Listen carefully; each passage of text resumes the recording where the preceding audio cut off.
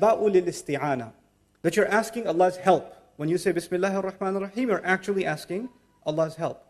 But human beings need different kinds of help. When you're sick, you need someone to cure you.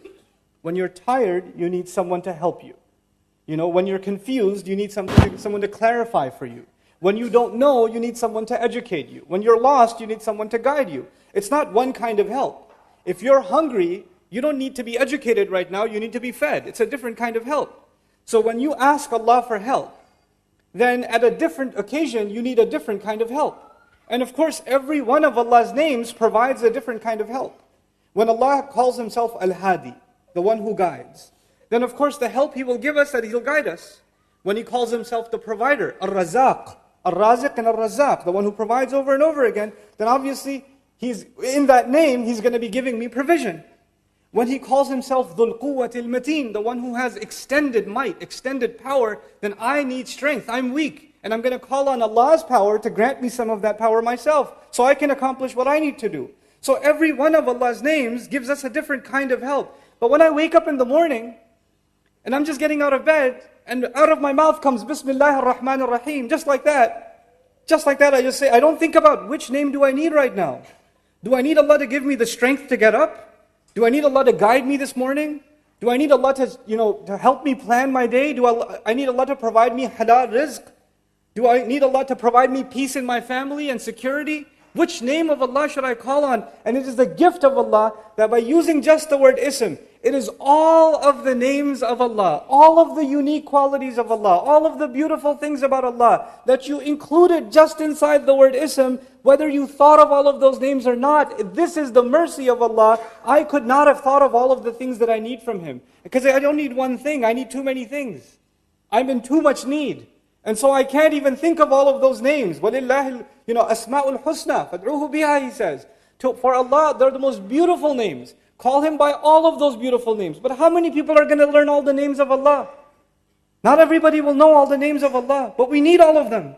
So Allah gave us a gift. When we say Bismillah, just Bismillah, we've already called upon all of Allah's names. The one you will ever learn and the one you will never learn, all of them have been included. Subhanallah. And that's a gift of Allah Azza wa Jal when we say Bismillahir Rahmanir Rahim. Now, the second thing on this point, وَلِلَّهِ الْمَثَلُ الْأَعْلَى. Sometimes to appreciate what Allah does for you and me, because what He does is unique. Sometimes it's healthy to make a comparison how we deal with each other. There's a father, or a mother even, and she pours her love out on her child. She takes care of this child even before the child is born. This kid is inside her stomach, causing her pain, destroying her body from within, and all she does is make dua for him. When will you ever find another human being, all you do is cause them pain? Every day goes by, the womb gets heavier and heavier. Now she's throwing up even more and more and more. Food starts tasting like paper. She can't even sit down straight. Her back hurts all the time. She's even hurting when she's sleeping. She has to and she's worried about her, and she's hungry all the time because the baby takes all the food. And it doesn't even taste good for her to eat. This creature causes her pain upon pain upon pain. وَهْنًا عَلَى وَهْنٍ كَمَا يَقُولُ الْقُرْآنِ. Subhanallah. Weakness on top of weakness. Burden on top of burden. And yet all she does is her love keeps increasing. Her love doesn't go down, it keeps increasing. It doesn't say, enough already, child. I had enough. I've been dealing with you for 6 months. There's 3 more months to go. She doesn't do that. Her du'as start increasing. She comes to the imam and says, which surah can I recite so my baby can hear it? And then the baby comes out and almost kills her. Almost kills her. She bleeds almost to death. And when will you ever have someone that bleeds you? That almost kills you? And the first thing you want to do is take care of them and hug them and feed them. That's your mother. That's what she does. And that's just what she did at birth. What the love that she's given you, the support that she's given you, even when you're an adult, so many of you, there's no one you can talk to and you'll talk to your mother. There's no one who will understand you, your mother will understand you. There's no one who will feel your pain, your mother will feel your pain. That's not just when we were babies, even when you're 50 years old, it doesn't matter. And that mother, somebody goes to her, the son goes to her and says, Mom, you're so great. You make such good roti. Please help me. And the mother's thinking, that's all I'm good for? I've done nothing else for you but make roti? That's the one thing that came in your mind? All the other sacrifices I made? I took, 5 different trains and 3 different buses to get a job so you can go to college and all you can thank me is you made roti the other day? That's all that came in your mind? How ungrateful are you? She doesn't say it, but she feels it. She doesn't say it. She still loves you. But you and I, no matter how hard we try, we can never acknowledge the goodness of our mother. We can't do it. If we were to call on Allah with one name, imagine you called on Allah, Ya Razzaq, Bismil Razzaq. I just call on Allah the name of Razzaq. That's it. Then you're only appreciating what about Allah? That He provided for you. But you didn't appreciate that He guides you. You didn't appreciate that He protects you. You didn't appreciate that He secures you and gives you good people in your life. You didn't appreciate that He gives you knowledge. You didn't appreciate that He made you Muslim. That He gave you your health. That He gave you your job. You didn't appreciate any of those things. You just reduced everything about Allah to one of the things He does. One of them. And Allah kept us from reducing Allah Himself subhanahu wa ta'ala because that's offensive. We wouldn't even know. وَيُعَلِّمُكُمْ مَا لَمْ تَكُونُوا تَعْلَمُونَ. He taught you what you couldn't have even known. We would have even been praising Allah and it would have been offensive because it's just not enough. So He gave us Bismillah.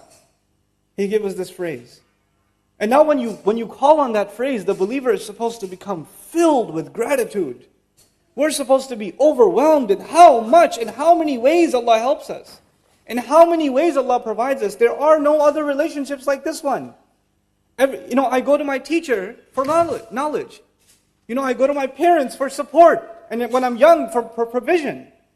I go to my spouse for emotional support and love.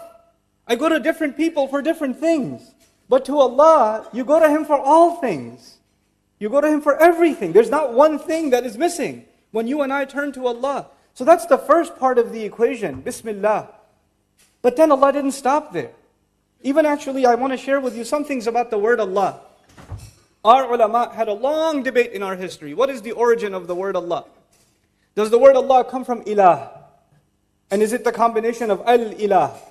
Al-ilah. Or is it a name of Allah that belonged to Allah from before Arabic and before all languages? It's always been the name of Allah. There's been these two positions all across our history, and both of them have their evidences. But I want to share some things with you. Even if you say that this word comes from the word ilah. Ilah is commonly translated someone to be worshipped. Al-ma'bud. Al-ma'bud. Al-ma'luh, bima'na al-ma'bud. But the word aliha, the verb in Arabic, it actually comes from love. The origin of the word faza'a ilayhi wa ahabbahu ashad al-hub. It's actually intense kinds of love. The old Arabs before Islam, they used to have 10 degrees of love. The lowest of them was hub. The lowest of the degrees of love was hub, and they would have 10 degrees. And the 10th one will kill you. You love someone so much, you become so obsessed that you can't even eat, you can't even sleep, you just kills you. It's unhealthy. The ninth one actually is called wala or Allah, from which the word ilah comes. And the word wala means a kind of love that when you have it, you don't feel pain. When you have it, you don't feel hunger. You don't feel sadness. This love fills your appetite so much, there's no room left for anything else. There's no negative emotion left in your life because this ilah has filled it for you. When we call upon Allah by saying Bismillah, we are expressing our love for Allah and acknowledging that if we truly have love for Allah, all of our problems are going to feel like nothing. We all have problems. Some of us have marriage problems. Some of us have problems with our children. Some of us have problems with money. Some of us have problems with health. Some of us have problems with extended family, friends. We have all kinds of problems. Some of you have legal problems. Some of you have business problems, immigration problems. There are so many problems in life. All you're doing all day, there are taxi drivers here that are driving around all day thinking about their problems. How much money do I have left? How am I going to pay for the next tuition fees for the child? Which uni are they going to go to? And all of it. That's all they're thinking about all day. But when you call on Allah with Bismillah ar-Rahman ar-Rahim, know that Allah will remove the tension from your head. He'll get rid of it. And He will replace it with a reliance on Allah. And everything will get sorted out. Everything will work out. Because you have this gift that came from the heavens. This thing you recite and I recite, Bismillah ar-Rahman ar-Rahim, is not cheap. It's amazing. You know when it's used in a context? All of you know it's used in the beginnings of surahs, every time. But the one time it's used in the middle is in the story of Sulaiman. إِنَّهُ مِن Sulaiman wa innahu Bismillah ar-Rahman ar-Rahim. Ever think about that?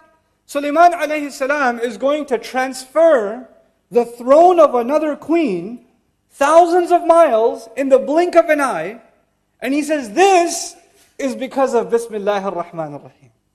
This is what Bismillah ar-Rahman ar-Rahim can do. What is Allah teaching you and me? If Allah can do that when someone truly believes in Bismillah ar-Rahman ar-Rahim, then you and I have no reason to be pessimists left. A Muslim is not supposed to be depressed because he has this gift. You know, if you had, I'll tell you a secret. Think about this as an analogy. It'll help you, inshallah ta'ala. It helped me a lot. You have all these problems, money, health, family, all these issues in your life. And they only seem to be getting worse. They don't seem to be getting better. The arguments are getting more and more nasty. And, you're just buried and buried and buried. There are young men here, young women here that can't get married.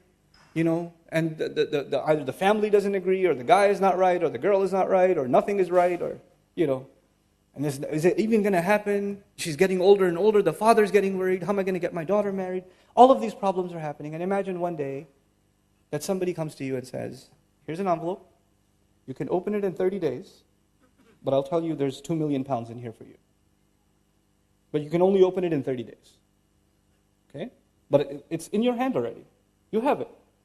Even if you don't have enough food for lunch, even if you don't have enough money to pay the electricity bill, you have nothing in your hand for 30 days, you're still poor. But you're the happiest man I've ever met. You're still walking around without shoes on the street. And I'm like, hey man, why are you so happy? You don't know. 27 days. I'll let you know.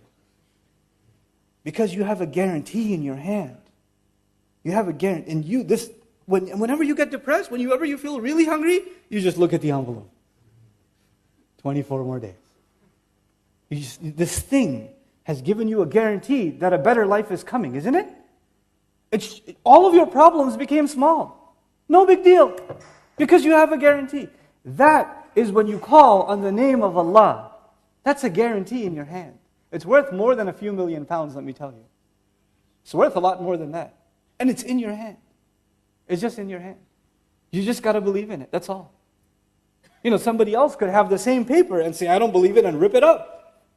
Never even open it. Be skeptical about it. You and I are believers. We believe in the power of Allah's names. And so I take you quickly to the next name. Of all of Allah's names, first of all, He invoked the one that makes us worship Him out of love. The word that comes from ilah. And even that name is so unique. Because the Wassam already told you that there's a uniqueness to Allah, right? In Arabic, this is a little bit of an Arabic thing, but I'll try to make it easy for you. You must have heard, if you have Arab friends or somebody speaking Arabic, when they call on someone, حرف النداء هي الياء. You say, Ya walad, Ya rajul, Ya kareem, Ya Abdullah. They say Ya all the time when they call someone. When you say Ya, you don't use al. You don't say Ya al-walad. If you want to use al, you say Ya ayyuhal walad. You don't just say Ya al-walad, you say Ya ayyuhal walad. Like Allah says, Ya ayyuhal muddathir, for example. Ya ayyuhal nabi. If you want to put alif lam there, al there, you have to say ayyuha, you can't just say Ya. But if you don't say Ya, you can say Ya Musa, Ya Isa, Ya Zakaria, Ya Yahya. In some argue, the word Allah has al in it. But we say Ya Allah or no? We say it all the time. The name of Allah is so unique, you don't even do in Arabic what you do with the name of Allah anywhere else. Even the name of Allah is unprecedented. Even the way it's pronounced, Allah, when you say Allah, you don't say Allah anywhere else in Arabic. Even the way it's pronounced is unique. Even the way Allah gave us the gift of His name is to tell us you are dealing with someone like as no one else. He's like nobody else. He will help you like nobody else. He loves you like nobody else. He cares for you like nobody else. He remembers you like nobody else. He's always with you like nobody else. Everyone else will leave you. Everything else will leave you. Allah will never leave you. That's what He reminds you and me of. That's what He reminds you and me of. Now, there's a lot to talk about, like I said, but I will finish on time. I respect the fact that a lot of you have to get back to work and have other responsibilities. I have about 5 minutes left, so a few things I'll try and squeeze in about this beautiful phrase. The 2 names of Allah, of all of His names, that He could have included. Because He has the best of all names. But the 2 descriptions that He wanted us to know every time we do something, every time we call on all of His qualities, of them, 2 of them should come to the front of our mind. Meaning 2 of His qualities overshadow everything else. When you think of everything else about Allah, it is under these 2. And those are Ar-Rahman Ar-Rahim. Ar-Rahman Ar-Rahim. What incredible two names. Ar-Rahman simply means three things. It means that Allah's love and mercy and care is extreme. Mubalagha means it's beyond what you can imagine. It also means, so it's extreme, that's the first thing. The second thing is that it's immediate. The second thing is that it's immediate, which means you don't have to wait for it. It's happening right now. And the third of the meanings of when you use fa'lan, that's the scary one, it's actually not permanent. It's extreme, it's immediate, but it's not necessarily permanent. When you say, for example, in Arabic, atshan. Atshan means thirsty. Thirst is not permanent. When you say jaw'an, jaw'an is extremely hungry. It's extreme, it's immediate, but it's not permanent. When you say ghadban, extremely angry, it's not permanent. Well, for some people it is, but yeah, for most people it's not permanent. You know? But the beauty of the Arabic language and the beauty of how Allah chose to describe Himself, this is a kind of mubalagha. Even if it's temporary, it doesn't go away on its own. If you're thirsty, the thirst will not go away on its own until you use water. If you're hungry, hunger will not go away on its own until you eat food. If Allah is Ar-Rahman, if Allah is excessively loving, excessively caring, excessively merciful, that extreme love, mercy, and care will not go away ever until you remove it. Until you don't want it. Allah will never take it away. People don't want it sometimes. Rasulullah ﷺ one time told the Sahaba, strangest thing, the Sahaba are sitting there, and he looks at them and he says, كُلُّكُمْ يَدْخُلُ الْجَنَّةِ إِلَّا مَنْ أَبَى. He said, all of you are going to Jannah, except the one who refused. This like, why would? And even the Sahaba asked the same question that came in my head. وَمَنْ يَأْبَى مِنَّا يَا رَسُولَ اللَّهِ. Who's gonna refuse? Why would we refuse to go to Jannah? He says, مَنْ أَطَاعَنِي دَخَلَ الْجَنَّةِ وَمَنْ أَبَانِي فَقَدْ أَبَى مَنْ عَصَانِي فَقَدْ أَبَى. Whoever obeyed me, whoever came to me, because he's the بِالْمُؤْمِنِينَ رَؤُوفٌ رَحِيمٌ, he's the merciful messenger of Allah. Whoever came to me in obedience wanted to go to Jannah. Whoever forgot about me, disregarded me, he didn't want to go. You and I can remove ourselves from Allah's mercy. Allah will not close the door. We close the door. And sometimes you close the door for many years. Sometimes you close the door for many, many years. And then you open it. And when you open it, Allah doesn't say, why did you close it? Get lost. I don't want you anymore. He doesn't do that. The door remains open. The doors of Allah's mercy and His care and His love remain open. The last of these names is Ar-Rahim. And as I leave you with Ar-Rahim, two things I want to share with you. Ar-Rahim actually fills the void of Ar-Rahman. Ar-Rahim is a sifa mushabbaha, they say in Arabic, something that is permanent. So don't you worry. Allah will take care of you right now, immediately. And if you're worried about tomorrow, He'll take care of you tomorrow too. You know, it's human nature. If you're really hungry, and your wife says to you, what do you want to eat next week? You say, forget it, woman. What do we have right now? I don't care about next week. I'm starving right now. Once you finish eating, and your stomach is full, then you say, so what were you saying about next week? You don't think about the future if you have a problem in the present. Once your present problem is solved, then you start thinking about the future. If you haven't paid the bill yet, then you're only thinking about the bill right now. The moment you pay the bill, you start thinking, when am I going to pay next month's bill? You think about the future. What did Allah do? Allah took care of your immediate need when He said Ar-Rahman. And He took care of your future when He said Ar-Rahim. He took care of your future. Both of them. And in the right order. Because human beings, كَلَّا وَلْتُحِبُّونَ الْعَاجِلَةِ, you love to rush. You love the things that you need right now. You're obsessed with them. أَلَا يَعْلَمُ مَنْ خَلَقَ. Doesn't He know who He created? He gave me Ar-Rahman first, then He gave me Ar-Rahim. And so I leave you with the last of these many treasures of Bismillah ar-Rahman ar-Rahim. Bismillah ar-Rahman ar-Rahim is what they call in Arabic shibhu jumla. إنها ليست جملة. It's not a sentence. It's actually what's called in English grammar a fragment. Okay, it's a piece of a sentence. For example, if I say in the car is not a sentence. If I say there's a person in the car, now that's a sentence. In the car there are a lot of people. That's a sentence.